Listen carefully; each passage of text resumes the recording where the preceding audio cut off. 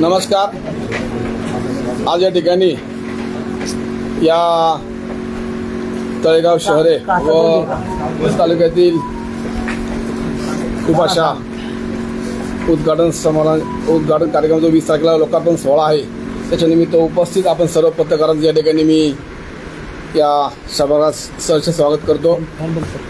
683 कोटीची आणि 63 लक्षची भूमिपूजनाची कामं, लोकार्पणाची कामे, 77 कोटी 54 लक्ष या ठिकाणी अशी अनेक वेगवेगळ्या ठिकाणी या ठिकाणी कामाचं लोकार्पण सोहळा येत्या 20 तारखेला होते। बाकी सविस्तर सर्व या ठिकाणी तालुक्याचे लोकप्रिय आमदार सन्मान्य श्री अण्णा शेळके हे सविस्तर माहिती देतील। याच्यामध्ये ना एक काम करा, पहिले ना शिवशंभू तीर्थाच्या बाबतीतील संपूर्ण माहिती मेडीसा भाऊ देतील आणि त्यानंतर मग मी बाकीचे रूपरेषा देतो।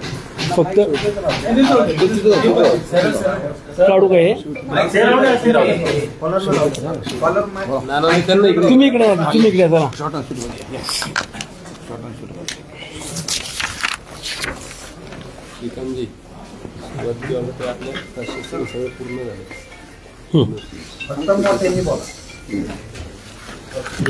आपल्या सर्वांना माहिती आहे 2009 साली ज्याचं भूमिपूजन झालं होतं, छत्रपती शिवशंभू स्मारक शिल्प किंवा तीर्थ आपण ज्याला म्हणूया, छत्रपती शिवाजी महाराजांचं आणि छत्रपती संभाजी महाराजांचं एकत्रित स्मारक शिल्प तीर्थ जे आहे त्याचं लोकार्पण सोहळा हा 20 तारखेला दुपारी 4 वाजता होणार आहे।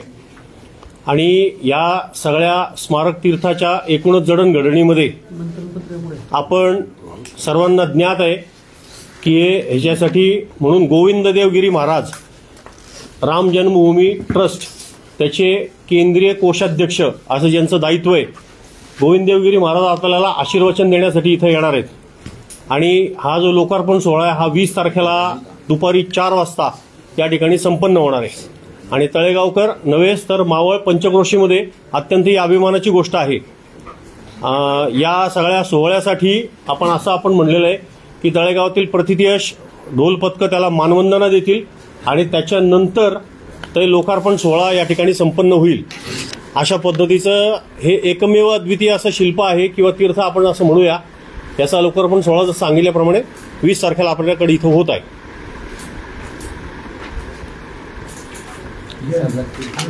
आपण किती अत्यंत उल्लेखनीय बाब म्हणजे जवळपास 30,000 किट आपण तळेगावच्या प्रत्येक घरामध्ये हे पोचलेले। त्याच्यामध्ये एक भगवा ध्वज, हळद कुंकू अशा पद्धतीचं हे साहित्य आहे। आणि प्रत्येकाला निमंत्रणासाठी असा एक बिल्ला आहे, जो बिल्ला आम्ही आता इथं प्रत्येकाने धारण केलेला आहे। त्या प्रत्येक किटमध्ये बिल्ला आहे आणि आपण तळेगावातल्या प्रत्येक कुटुंबापर्यंत पोहोचलोय।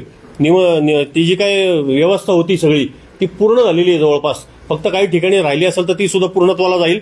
आणि आपण तळेगावातल्या नागरिकांना आपण असं म्हणतो की या सोहळ्यासाठी आपण सर्वांनी उपस्थित राहावं।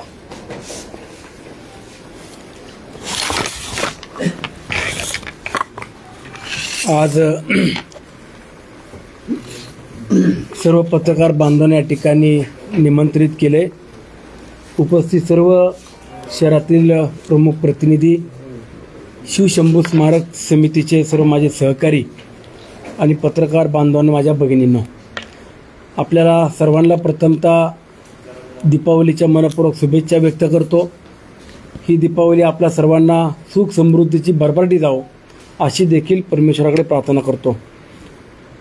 येत्या 20 तारखेला सोमवारी राज्याचे उपमुख्यमंत्री तथा वित्तमंत्री, आमचे नेते आणि आपल्या जिल्ह्याचे पालकमंत्री आदरणीय अजितदादा पवार, त्याचबरोबर केंद्रीय मंत्री सन्मान्य मुरली अण्णा मोहोळ, नामदार पंकजाताई मुंडे, नामदार चंद्रकांतदादा पाटील, नामदार दत्तात्रय मामा भरणे, बाबासाहेब पाटील, माधुरीताई मिसाळ,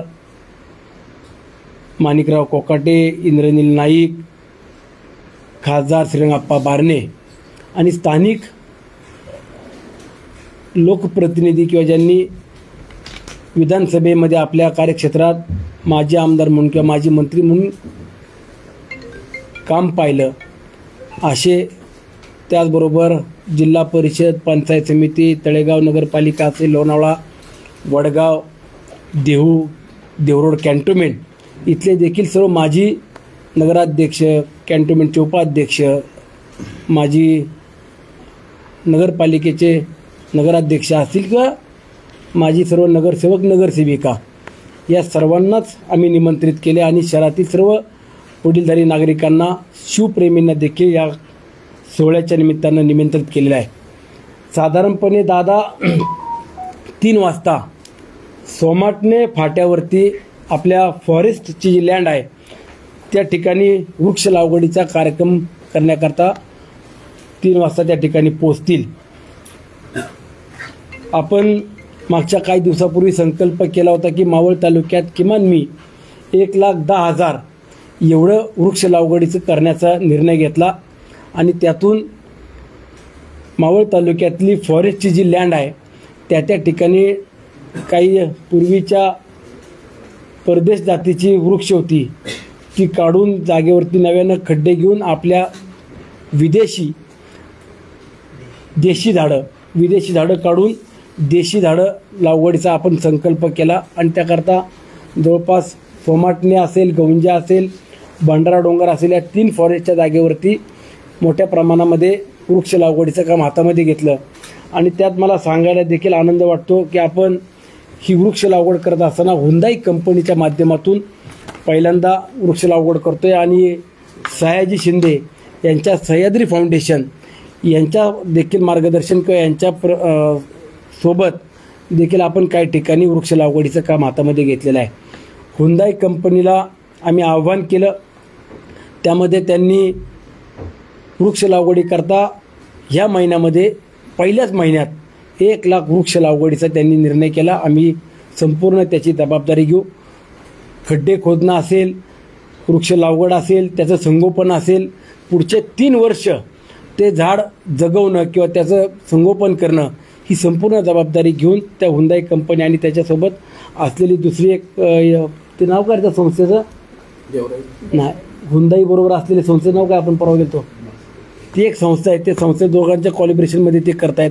त्यांना मी गव्हर्नमेंटच्या ज्या काय परमिशन लागतील, फॉरेस्टच्या काही परमिशन लागतील, जागा उपलब्ध करून द्यायची जी ठिकाणं आहेत ती संपूर्ण जबाबदारी मी किंवा माझे सहकारी त्या ठिकाणी घेत आहेत आणि वृक्ष लागवडीचं काम हातामध्ये घेत आहेत. एक आनंदाची बाब आहे की एका वर्षाच्या आतमध्ये म्हणजे 1,00,000 वृक्ष लागवड तर मेहनत करतायत, पण 5,00,000 वृक्ष हे हुंदाई कंपनी वेगवेगळ्या भागात आपल्या तालुक्यामध्ये लावण्याकरता ह्या लागवडीमधनं किंवा आपल्या सर्व देशी वृक्ष जे आहेत त्याचं संगोपन करून वाढवण्याकरता पुढील 3 वर्षाची जबाबदारी घेऊन काम करतात आणि त्याचा पहिलं वृक्ष लागवडीचा कार्यक्रम आदरणीय दादांच्या शुभ हस्ते 3 वाजता सोमाटणे या ठिकाणी होईल. त्यानंतरनं 3:30 वाजता आरा वस्त्रालय म्हणून एक आपल्या मुंबई पुणे हायवे रोडवरती गणेश शेठ खांडगे यांच्या मॉलमध्ये नवीन एक दालन झालं, तिथलं उद्घाटन करतील. 4 वाजता डोळसनाथ नागरी पतसंस्था आपल्या तालुक्यातील राष्ट्रवादी काँग्रेसचे माजी अध्यक्ष बबनभाऊ बेगडे यांची पतसंस्था आहे त्याचं मुख्य कार्यालयाचं उद्घाटन करून आदरणीय दादा आणि मंत्रिमंडळातील अनेक सहकारी आपल्या नगरपालिकेपाशी साधारणतः 4 ते 4:30च्या कालावधीमध्ये पोहोचतील. नगरपालिकेचं उद्घाटन दादांच्या शुभ हस्ते होते आणि इतर काही दालन जे आपण आता पाहतोय, मग मुख्याधिकाऱ्यांचं दालन असेल, नगरपालिकेचे उद्याचे नगराध्यक्ष कोण असतील त्याचं दालन असेल, उपनगराध्यक्षाचं दालन आहे किंवा मुख्य प्रवेशद्वार आहे त्याचं उद्घाटन असं वेगवेगळ्या मान्यवरांच्या शुभ हस्ते आपण करण्याचं नियोजित केलं आहे. त्यानंतरनं इतरे एक मिनिट ती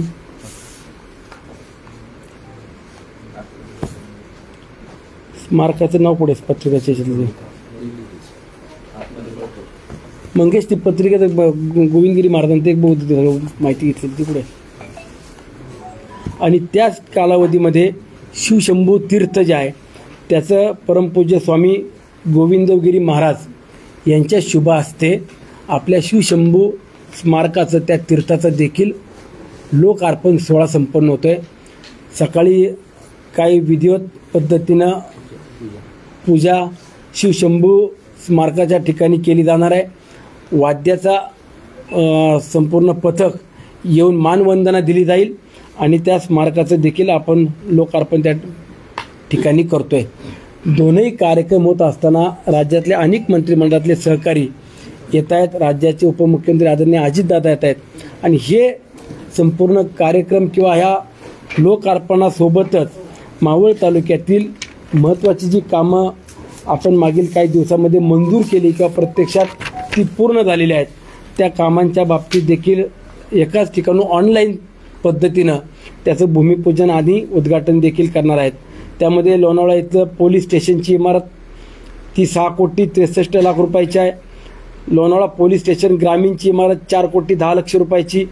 गौंजे साळुंबऱ्याचा पवना नदीवरचा पूल आहे तो देखील पूर्ण झाला ते 14,15,00,000 रुपये.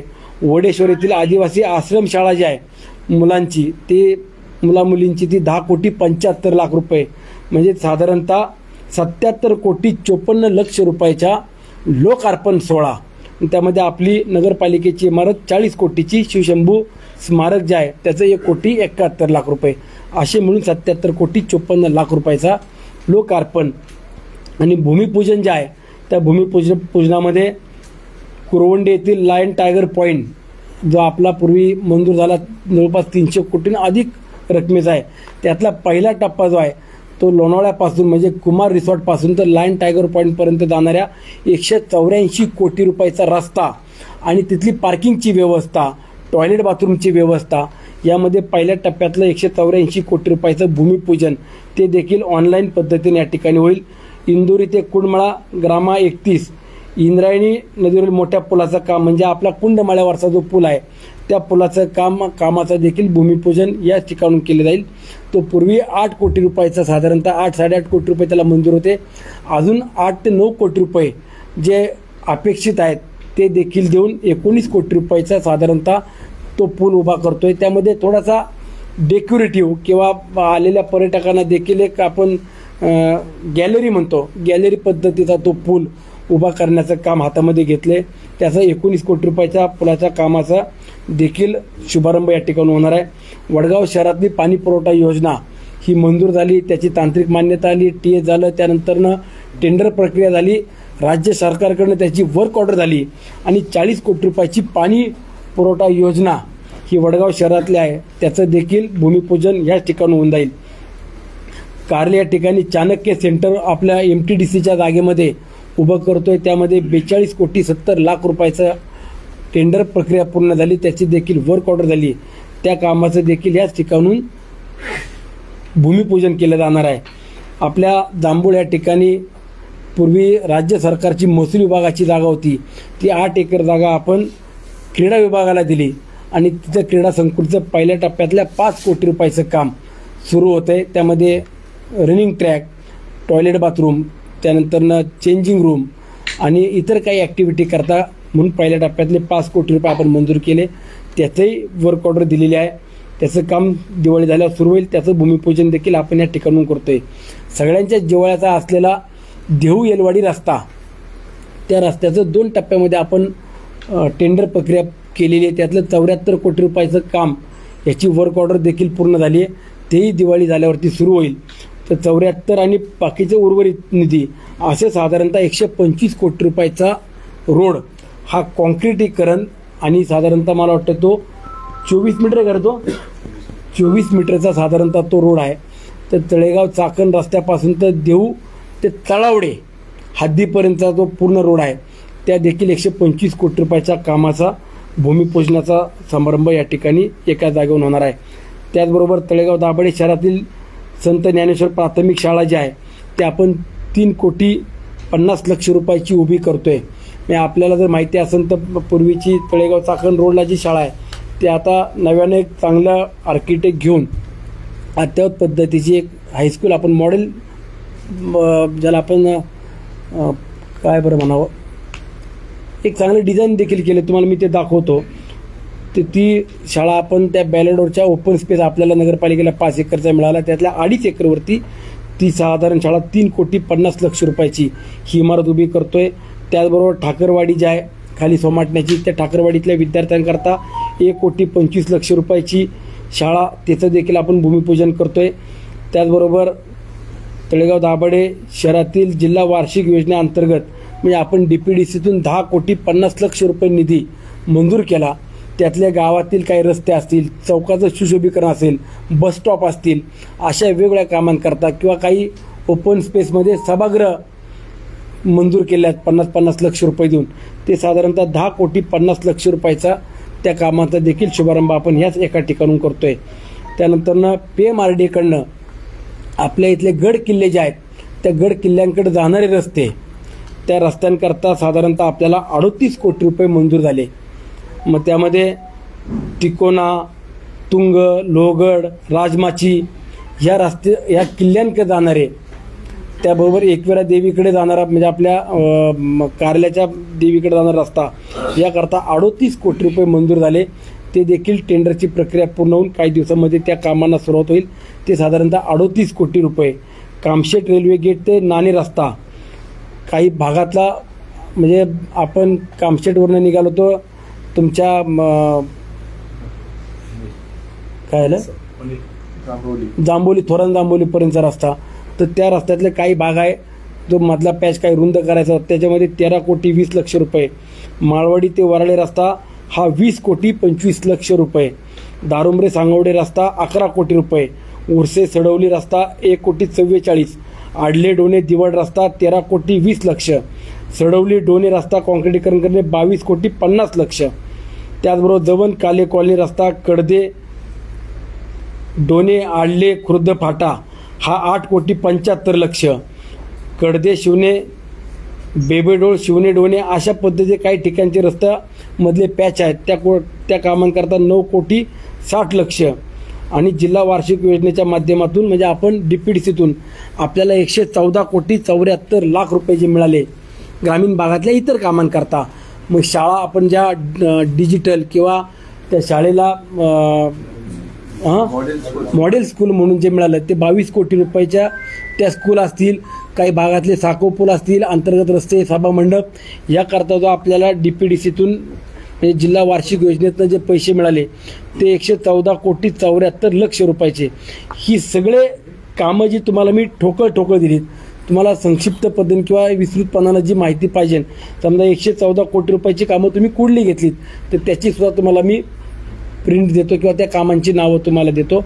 अशी सगळी कामं आपण भूमिपूजन आणि लोकार्पणाला घेतलेली 761,17,00,000 रुपयाची या कामांची संपूर्ण यादी तुमच्यासमोर देतो. यातले पूर्वी जी कामं भूमिपूजन होऊन पूर्ण झाली ती 77,54,00,000 रुपयाची आहेत आणि नव्यानं जी कामं घेतोय ती 683 कोटी. आता 683 कोटीमध्ये आपण 330 कोटी रुपयाचं ग्लास स्कायवॉकचं भूमिपूजन केलं होतं, परंतु त्यामध्ये नव्यानं परत बदल करण्यात आला. जो ग्लास स्कायवॉक आहे त्याकरता आपण परदेशातल्या देखील अनेक एजन्सीला त्यामध्ये अपॉइंट करतोय आणि त्यातून चांगल्या कंपन्यांना देखील त्यामध्ये सहभाग होण्याचा प्रयत्न करतोय.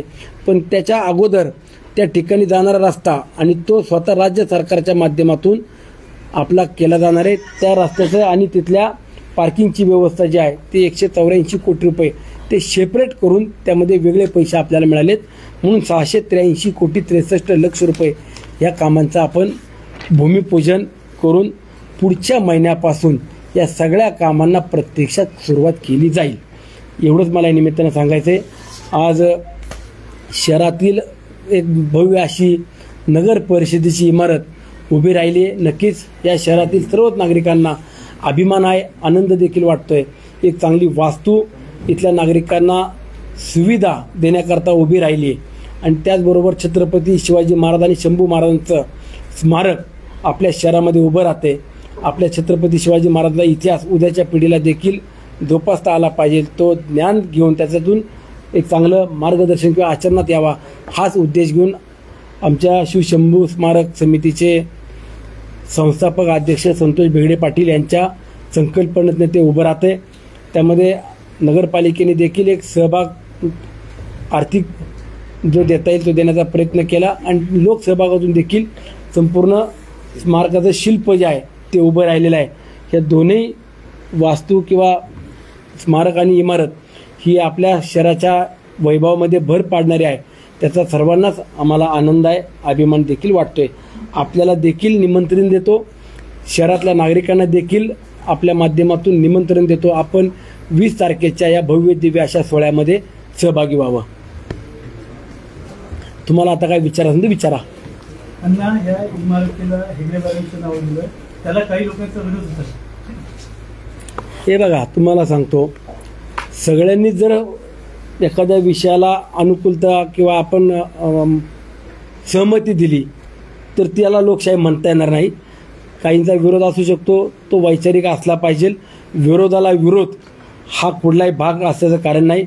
ह्या वास्तूला डॉक्टर केशव बळीराम हेडगेवार भवन हे नाव सुनील शेळकेने दिलेलं नाही. पूर्वीच्या जे पूर्वज लोकांनी या नगरपालिकेमध्ये शहराचा कारभार पाहिला, लोकप्रतिनिधी म्हणजे निवडून आले, त्यांनी तो ठराव करून दिला आणि त्यांनी जे नाव दिलं ते नाव पुसणं हे माझं काम नाही. त्यामुळे जी नावं आहेत ती नावं त्या त्या ठिकाणी आपण सभागृहाला दिली आहेत. आपण जर पाहिलं असेल तर या इमारतीला हेडगेवार भवन नाव दिले. वरचं जे सभागृह आहे, ज्या ठिकाणी आपले मीटिंग हॉल म्हणतो, आपल्या नगरपालिकेची काउन्सिल बॉडी जी येणार आहे त्यांची जी महिन्याची मीटिंग असते किंवा काही निवड प्रक्रिया असते, त्याला स्वर्गीय नथुबा बेगडे पाटलांचं नाव दिलं आहे. आणि आपण मेन जी लॉबी आहे त्यामध्ये सरसेनापती उमाबाई दाभाडे यांची मूर्ती त्या ठिकाणी ठेवून, प्रतिकृती ठेवून त्या ठिकाणी आपण त्याचं देखील, म्हणजे याच्यामध्ये काय सुनील शेळकेनं नाव लावले माझ्या मनानं किंवा एखादं नाव पुसले असं केलेलं नाही आहे. जे आहे त्यामध्ये फक्त आम्ही नथुबा बेगडे पाटलांचं नाव त्यात अधिकचं सभागृहाला द्यायचा ठराव करून मान्यता घेऊन ते दिलेले. बाकीचं कुणी याच्यामध्ये जाणीवपूर्वक चांगल्या कामात पुढे बोला. जर अण्णा ठराव नसता तर हे नाव वेगळं असतं का? ठराव नसता तर हे नाव वेगळं असतं का? कारण अनेकांचा जो विरोध होतोय तो यासाठी होतोय की हेगडेवार साहेबांचं तळेगावसाठीचं योगदान काय आहे, मग त्याऐवजी खंडेराव दाभाडे ते कुणाचं काय योगदान आहे आणि कुणाचं नाहीये, जो बोलतो त्याचं योगदान काय त्यांनी पहिले इथून सांगावं. ज्यांना कोणाला बोलायचं कोणाचं काय योगदान, त्यांनी पहिलं तुमचं योगदान काय शहरा करताय ते सांगावं. गावगाड्यामध्ये काम करताना सर्वांना बरोबर घेऊन जाणं लोकप्रतिनिधी म्हणून माझं काम आहे. आणि यामध्ये कोणाला नावं ठेवायची त्यात तुम्ही पण जास्त काय प्रश्न उत्तर करत बसू नका. मी त्या विषयाला परत उत्तर देणार नाही. ज्याला कोणाला उत्तर पाहिजे नसेल त्यांनी पहिलं आपलं योगदान काय त्यांनी शहरात येऊन सांगावं आणि मग विरोध करावा. विरोध करायचा असेल तर पुढे जायचं तिकडे जाऊन कर, इथून विरोध करायचं कारण नाही. पुढे घ्या. अण्णा, पालिकेचं उद्घाटन परवा होणार आहे, अवघी 2 दिवसावरती कार्यक्रम आलाय, मात्र अवतीभोवती अजूनही काम काही बाकी असलेलं दिसतंय. स्वच्छतेचं काम सर्वात मोठं बाकी आहे, त्याच्यासाठी कशा पद्धतीने आज उद्यापर्यंत सगळी स्वच्छता होईल. राज्याचे उपमुख्यमंत्री आदरणीय अजितदादा येत आहेत, त्यामुळं कॉन्ट्रॅक्टरला माहिती आहे, अधिकाऱ्यांना माहिती आहे, मला पण माहिती आहे. त्यामुळे आपण काळजी करण्याचं कारण नाही. तुम्हाला परवा दिवशी 4 वाजता आल्यावर कुठं कागदही दिसणार नाही, कुठं धुळही दिसणार नाही. तुम्ही काळजी करू नका. मोठ्या प्रमाणात इथं जे नागरिक येणार आहेत त्याची व्यवस्था कशी केली आहे? नागरिक माझ्या ग्रामीण भागातल्या माय भगिनी देखील मोठ्या संख्येने येणार आहेत, वडीलधारी मंडळी येत आहेत, सहकारी येणार आहेत आणि आपल्या शहरातले देखील नागरिक येत आहेत. साधारणतः आम्ही 25 ते 30 हजार नागरिकांची बसण्याची व्यवस्था या ठिकाणी केली आहे. आल्यानंतरनं काही ठिकाणी पार्किंगची व्यवस्था केली. ती नथुबा बेगडे पाटील आपली जी शाळा आहे मारुती मंदिराच्या मागची, तिथल्या ग्राउंडवरती काही पार्किंगची व्यवस्था आहे. पलीकडे काळोखेवाडीच्या मोकळ्या जागेमध्ये जवळपास तिथे 400-500 गाड्यांची पार्किंगची व्यवस्था आहे. हिंदमाता पुलाच्या पलीकडच्या बाजूला देखील गाड्या लावण्याची व्यवस्था केलेली आहे. परांजपे शाळेच्या बाजूला देखील व्यवस्था केली आहे. म्हणजे या कार्यक्रमाच्या भोवताली जर पाहिलं तर आपण 1000-1200 गाड्या एका वेळेला वेगवेगळ्या ठिकाणी आपण लावू शकतो. अशा पद्धतीनं पोलीस ट्रॅफिक व्यवस्थेने देखील तशा पद्धतीने नियोजन केलेलं आहे. अण्णा, मावळ तहसील कार्यालयाची इमारत जी आहे तिथं कधी उद्घाटन होणार? थोडा श्वास घेऊ द्या की मला. चालू आहे, कामं सुरूच आहे, बंद कुठे, तेही काम सुरू आहे. मावळ तहसीलदार आणि आपली महसूल बिल्डिंग ती आणि लोणावळ्याचं हॉस्पिटल अजून एक 4-5 महिने जातील. 4-5 महिन्यात ते काम पूर्ण झालं की त्यावेळेला पण तुम्हाला निमंत्रण देईल. पोलीस स्टेशन पण आहे, ते पण रेडी झालेलं आहे. लोणावळा शहर पोलीस स्टेशन रेडी झालेलं आहे. मी मगाशी सांगितलं ना तुम्हाला, याच्यात घेतलं ना ते. मी तुम्हाला परत, तुम्ही उशीर आले ना, यामध्ये लोणावळा इथल्या शहराची इमारत जी आहे ती 6 कोटी 83 लाख रुपये आणि ग्रामीणची आहे ती 4,10,00,000 रुपये, त्याचं देखील लोकार्पण इथूनच आहे. अशी मला परत यायचं विकास कामाने लोकार्पण सोहळा, भूमिपूजन आणि लोकार्पण दोन्ही एका शाळेमध्ये करतोय आपण. तुम्ही जो रस्ता सांगितला अजितदादा पवारांचा सोमवारच्या भाट्यापासून गणेश खानगेंच्या इथं, तिथून नंतर बबनराव भेटेचे, इथून नंतर मग या व्यासपीठावरती आली होती. ग्रामीण भागातली जी विकास कामं आपण हे करणार आहोत ती बटनावरतीच करणार. बटनावर याचा ऑनलाईन पद्धती म्हणजे आपण काय केलंय, प्रत्येक कामाची कोनशिला या ठिकाणी मंडपाच्या बाहेर लावलेली आहे. मग त्यामध्ये सार्वजनिक बांधकाम विभागाच्या अंतर्गत कुठली कामं आहेत, म्हणजे PWD विभागाच्या, PMRDच्या अंतर्गत कुठले आहेत, गृह विभागाच्या अंतर्गत कुठले आहेत, पर्यटनाचा विभाग जो आहे ते प्रत्येक, आणि क्रीडा विभाग, प्रत्येक विभागाच्या अंतर्गत जी कामं आहेत त्याची कोनशिला आपण स्वतंत्र तयार केली आहे. आणि तिथं जागेवरून आपण त्याचं भूमिपूजन करून सर्वच मान्यवरांच्या हस्ते टिकाव मारलं जाईल आणि ऑनलाईन स्टेजवरनं ओपनिंग केलं जाईल.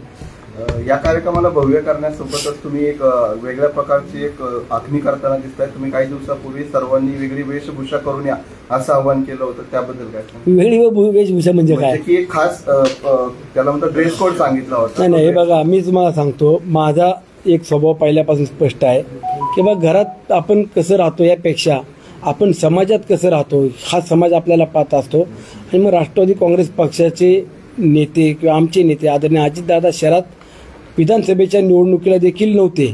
म्हणजे जवळपास 2 वर्षानंतर दादा परत आपल्या शहरामध्ये, तालुक्यामध्ये येत आहेत. आणि राष्ट्रवादी काँग्रेस पक्षाच्या कार्यकर्त्यांना देखील अभिमान आहे किंवा आनंद वाटतो की आपला नेता ज्यावेळेला येतो. म्हणून मी कार्यकर्त्यांना सांगितलं की जीन्स पॅन्ट आणि शर्ट घालण्यापेक्षा कुर्ते घातले तर अजून रुबाबदार वाटाल. फक्त त्या कुर्त्यावरती मी जॅकेट घाली म्हणजे मी आमदार आहे म्हणून ओळखतील, आता कोण आमदार आहे म्हणून ते बघतील. अण्णा इमारत तर मोठी झाली, आता महानगरपालिकेसाठी काय प्रयत्न करणार? नाही, अजून तसला काही विचार केलेला नाहीये. आता आहे याच्यात पहिला सगळा कारभार व्यवस्थितपणे सांभाळू द्या. जर उद्या वाटलं तर तसे 50-55 जरी नगरसेवक झाले तर तेवढ्यांची बसण्याची व्यवस्था केलेली आहे. तशी पुढचं प्रोव्हिजन आहे. भूमिपूजन झालं त्यावेळेस ही भूमी पवित्र करण्याचं काम केलंय, त्यांना आमंत्रण आहे काय कार्यक्रमाचे? त्यांनी पवित्र केल्यामुळे एवढी फास्ट बिल्डिंग तयार झाली. सगळ्यांना निमंत्रण द्यायचं. काय बघा झालं ते आपण ते डोक्यात ठेवणं किंवा आपण तशा पद्धतीने, मी आज तुम्ही जर पाहिला असेल तर आम्ही सगळ्यांनी विचार केला की आपण गाव म्हणून एकत्र आलं पाहिजे. आम्ही जर आपण मुख्य रस्ते असतील, ज्यांनी या तालुक्यामध्ये आमदार म्हणून प्रतिनिधित्व केलं किंवा ज्यांनी कारभार सांभाळला परंतु ते हयात नाही आहेत, अशा व्यक्तीच्या नावानं सुद्धा आपण आज प्रवेशद्वार उभे केले. किंवा आपल्या तालुक्याचं वैभव जे आहे ते गड किल्ले असतील, आई एकविरा देवी असेल, तुकाराम जगद्गुरू संत श्रेष्ठ तुकाराम महाराजांचा असेल, आपण अशा मोठमोठ्या प्रवेशद्वारातून त्यांची देखील या माध्यमातून एक उजळणी देण्याचा किंवा आपण एक शहराभोवती एक युनेस्कोमध्ये गेलेला आपला लोहगड किल्ला असेल, हे आपलं वैभव आहे, हे आम्ही जोपासण्याचा प्रयत्न केला आहे. त्याच पद्धतीनं उद्या सर्वांनाच निमंत्रित करायचं. मी जाहीरपणे सांगतो की मी सगळ्यांना फोन करणार आहे. आजी तर मी आहे समजा, परंतु जेवढे माझे आहेत त्या माझी नाही करणार. ज्यांनी माझ्या विरोधात काम केलं, जे माझ्या विरोधात उभे राहिले त्या सर्वांना मी निमंत्रण देणार. ज्यांनी माझ्या खांद्याला खांदा लावून काम केलं त्याही सहकार्याने निमंत्रण देणार. मी विरोधक असो किंवा सत्ताधारी असो किंवा बरोबर बसणारे असो, सगळ्यांना निमंत्रण देणं हे माझं कर्मप्राप्त आहे. ही वास्तू काय माझी स्वतःची व्यक्तिगत नाही किंवा हा कार्यक्रम माझा व्यक्तिगत नाही आहे, हा शासकीय कार्यक्रम आहे. हा जनतेच्या पैशातनं हा सोहळा उभा राहतोय किंवा ही वास्तू उभी राहते, तर त्यामध्ये सगळ्यांना निमंत्रण देणं हे माझं कर्तव्यच आहे. तळेगावमध्ये बाबासाहेब आंबेडकरांचा बंगला आहे, त्यांचं वास्तव्य आताच्या बजेटमध्ये त्या विषयावर काय आहे का? नाही, त्याला आपण पूर्वी 1 कोटी रुपये मंजूर केले, पण तिथल्या कॉन्ट्रॅक्टरनं चांगलं काम केलं नाही. नवीन आता मार्चमध्ये DPDC परत आम्ही नवीन इस्टिमेट तयार केले, त्याला पुन्हा 1.5-2 कोटी रुपये मागून ते घेऊन त्याचं जे आता पहिलं लोणावळ्याला 2 कोटी किती, आता लोणावळ्याचं जे आपलं स्मारक आहे हॉस्पिटलच्या बाहेरचं, तर त्याला 2,58,00,000 रुपये पहिले त्या स्मारकाला आता मंजूर केले. आणि बाबासाहेबांच्या बंगल्याला मार्चमध्ये नव्या DPDCत मंजूर होतील. ते आहेत, ते पण नाही ठेवणार. आतापर्यंत या इमारतीच्या बांधकामामध्ये अनेक वेळा तुम्ही फेरफटका मारलेला आहे, पाहणी केलेली आहे, कसं काम चाललंय, काय चाललंय, कुठपर्यंत आले वगैरे वगैरे आणले. त्यावेळेस तुमच्याबरोबर प्रशासकीय अधिकारी म्हणून CO होते. आजच्या त्यांना काही जबाबदारी सोपवली की काय तुम्ही पत्रकार कशी घेतली, त्यावेळेस त्यांना बोलवलं नाही का? आहेत ना, त्यांना पत्रकार परिषद ते त्यांची सेपरेट घेतील ना वाटलं तर त्यांना तळेगाव पुरतं जर काय बोलायचं असेल तर ते बाहेर बसवले. त्यांना मी तालुक्याकरता बसले म्हणलं तालुक्याचं मी बोलणार, तळेगाव पुरतं मर्यादित बोलायला तिथं आहेत माझी पत्रकार परिषद, तुम्ही त्यांना विचारा. आपण मावळचं प्रतिनिधित्व करत आहात आणि बऱ्यापैकी सगळीकडे जिल्ह्यामध्ये सगळ्याच रस्त्यांना वाहतूक कोंडीचं ग्रहण लागलंय. आत्ता सुद्धा सोमवारची फाटा असो किंवा कुठलाही रस्ता असो जिल्ह्यामध्ये किंवा मतदारसंघामध्ये तुमचा चाकण तळेगाव रस्ता असो अनेक ठिकाणी वाहतूक कोंडी होते आणि आपण त्याच्यावर कामही करत आहात. पण भविष्यातील पुढच्या 25 वर्षाचा विचार करता PMRD आपल्याकडे आहे किंवा जिल्हा नियोजन समिती आहे, आपल्या मतदारसंघात अंतर्गत रस्ते डेव्हलप होणं गरजेचं आहे आणि त्याच्याबद्दल आपण काही करत आहात का? किंवा याच्यामध्ये मी तुम्हाला सांगतो, तळेगाव चाकण रस्ता या रस्त्याचं सुद्धा टेंडर प्रक्रिया सुरू आहे. 2 वर्षापासून त्याचं संपूर्ण इस्टिमेट तयार करणं, त्याच्या मान्यता घेणं, राज्य सरकार केंद्र सरकारच्या मान्यता घेऊन तो BOT तत्वावरती द्यायचा निर्णय आला. MSRDCने त्याला संपूर्ण मान्यता देऊन ती यंत्रणा त्यामध्ये काम करते. तळेगाव चाकण शिक्रापूर नावऱ्यापर्यंत रस्ता अजून पुढचा असेल तो, त्या रस्त्याचं काम मला वाटतं साधारणतः अजून 2-2.5 महिन्यानंतर सुरू होईल. पण आपण जर पाहिला असेल तर पुणे जिल्हा हा जर पाहिला तर रोज झपाट्यानं वाढणारी लोकसंख्या, इथं वाढणारं नागरीकरण, म्हणजे साधारणतः जर पाहिलं तर आपण रोज 700 ते 900 कुटुंब या शहरामध्ये येत आहेत दररोज, म्हणजे पुणे जिल्ह्यात. आणि अशा परिस्थितीमध्ये ट्रॅफिकच्या बाबतीत किती जरी आपण प्रयत्न केला तर आता सगळीकडेच ती अडचण आपल्याला जाणवते. जोपर्यंत रिंग रोड हा पूर्ण होत नाही तोपर्यंत ह्या संपूर्ण त्रासाला आपल्याला सामोरं जावं लागेल. त्यातही आम्ही पर्याय काढतोय. काही ठिकाणी टोल नाका असेल किंवा साईडचे सर्व्हिस रोड असतील, हे जेवढे वाढवता येईल तेवढं वाढवायचा आम्ही प्रयत्न चालूच आहे. जिथं जे पर्याय मिळतील ते पर्याय आम्ही उपलब्ध करतोय. परंतु एका बाजूला रिंग रोडचं काम सुरू आहे, एका बाजूला तळेगाव चाकण रस्त्याचं टेंडरची प्रक्रिया अंतिम टप्प्यात आहे. आपण पाहिलं असेल तर रिंग रोडचं काम जवळजवळ 10-15%, 20%, काही ठिकाणी 30% पण पूर्ण झाले. परंतु अजून 1.5 ते 2 वर्ष रिंग रोडचं काम पूर्ण व्हायला जाईल. आपल्याला हा त्रास सहन करणं हा जे वस्तुस्थिती आहे ती नाकारू शकत नाही.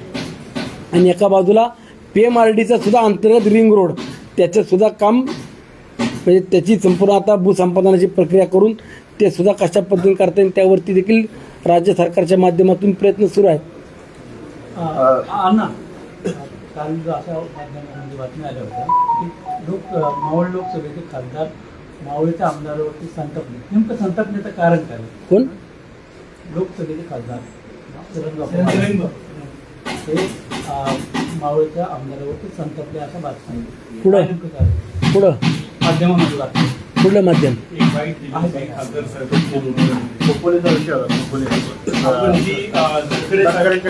तटकरे साहेबांच्या कार्यक्रमामध्ये आपण जे वक्तव्य केलं होतं त्या वक्तव्यावरती त्यांना तो प्रश्न विचारला होता, तेव्हा ते म्हटले होते की बाबा मला 30 वर्षाचा अनुभव, मी त्यातला मास्टर आहे, त्यामुळे मी असे अनेक आव्हानं केली. अशा पद्धतीचे त्यांनी मी काय ऐकलेलं नाहीये.